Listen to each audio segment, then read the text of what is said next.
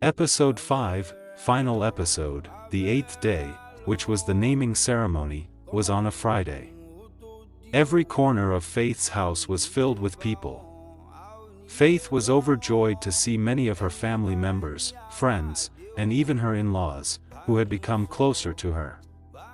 Hannah, Mr. Balogun's sister, had been around for 2 days before the naming ceremony. She loved Faith because of how Faith respected and listened to her advice. On this day, she decided she wouldn't leave the baby's side for a second.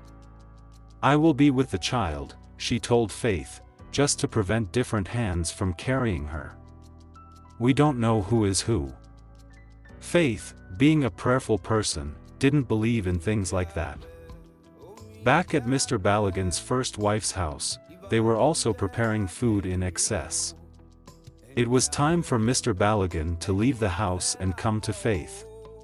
He called his children and asked if they would love to come and meet their new stepmother and sister, the new baby. The first child, Tolu, said, "Why not? We are ready to meet her. Since you said she asks about us, this means she really wants to meet us. So why won't we want to go and see her?" Mrs. Balogun, on the other hand, was inside the room, filled with happiness, thinking that today she would save her husband from Faith. Mr. Balogun said to Tolu, "Will your mummy come too?" Tolu said, "I don't think so. But I noticed she has been in a good mood for some time now. I guess she has finally accepted her fate." Mr. Balogun left his children in the sitting room and went inside the room to ask her if she would love to come and meet Faith finally. She immediately said, "Why not?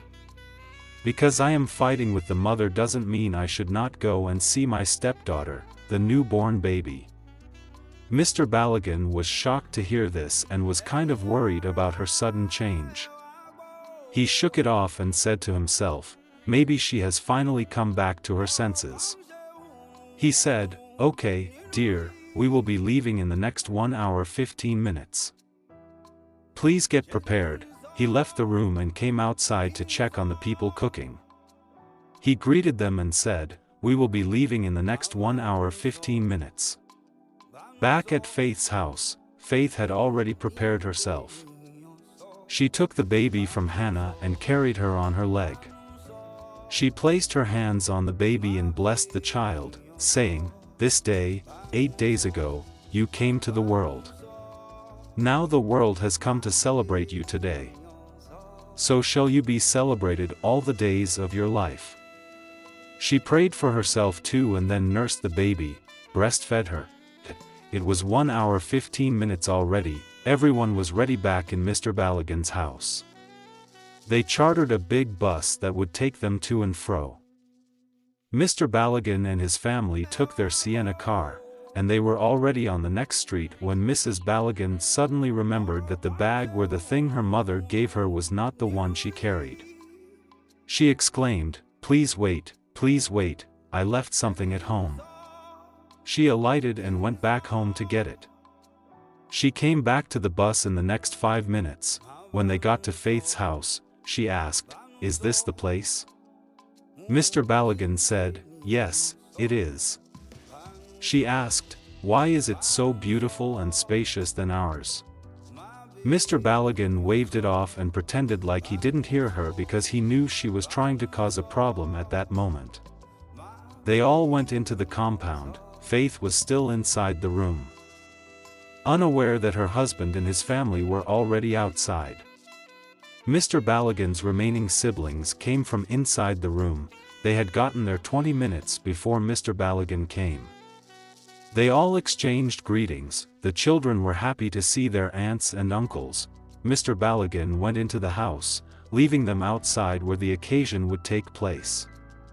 He entered into the room, and everyone greeted him, saying, "Baba baby," meaning "Daddy baby," in English.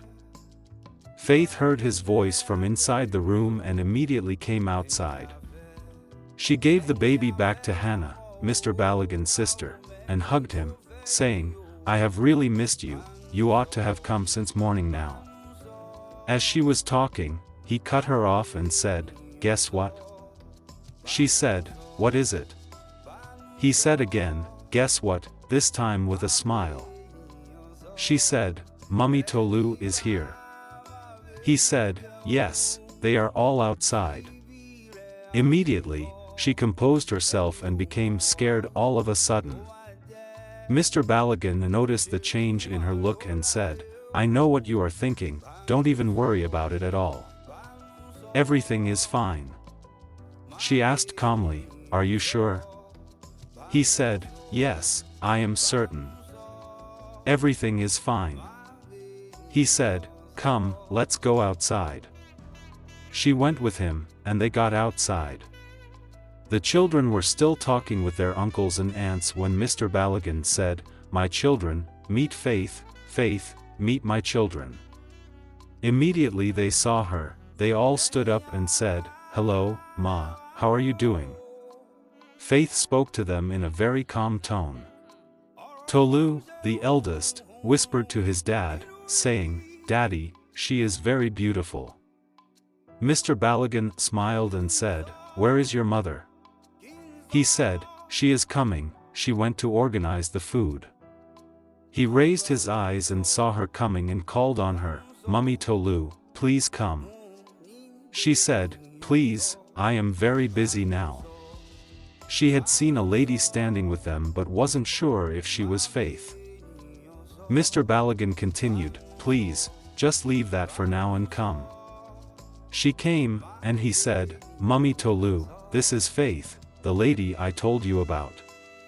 Immediately, Faith went on her knees to greet her. Mrs. Balogun kept mute, she didn't know what to say. She called Mr. Balogun aside and said, "Is it this young lady you call Faith?" He said, "Yes." She continued, "How many years do this one use to Senior Tolu, my firstborn?" Mr. Balogun didn't respond to her and went back and said to Faith, "Get up, go and meet her." Faith went to her front and knelt down. She said, "Why are you kneeling down?" She was about to shout at Faith, "Are you trying to beg me for snatching my husband?" when she noticed all eyes were on her.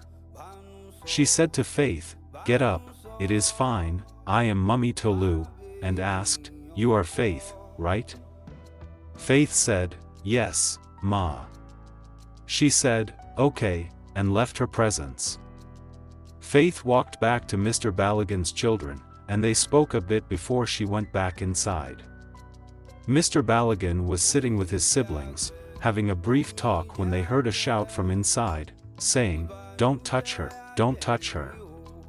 They all went inside, the voice was Hannah's, shouting at Mrs. Balogun not to touch the baby.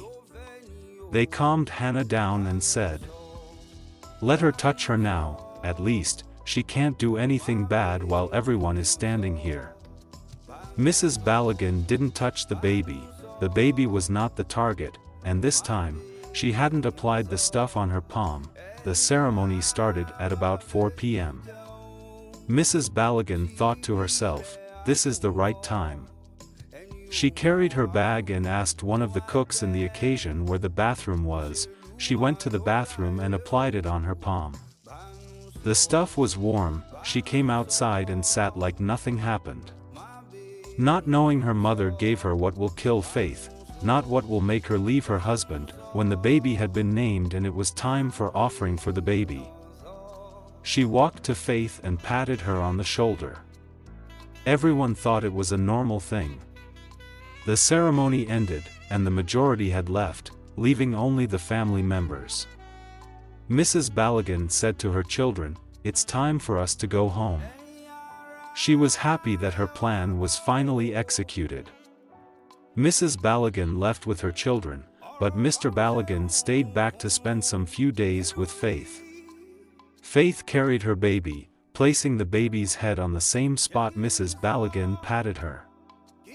Mrs. Balogun was shocked that after one day, Faith was still in the house, unaware of the harm that had been done. But Faith noticed a sudden change in her baby.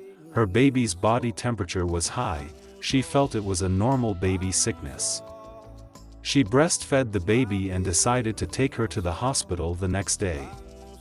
Hannah, Mr. Balogun's sister, was still present. She carried the baby and left for the hospital with Faith. On their way, Hannah noticed that the baby suddenly stopped moving. She didn't say anything until they got to the hospital. Faith was losing the wrapper from Mrs. Hannah's waist when she noticed tears on Hannah's face. "What happened?" she asked. Hannah said nothing and Faith collected the baby, saying, "She slept already." A nurse collected the baby and said, "Madam, this baby is not breathing again." Faith said, "What are you saying?"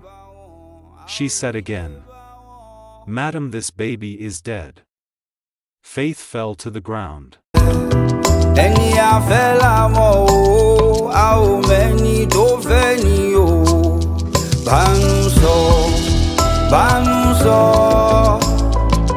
My baby.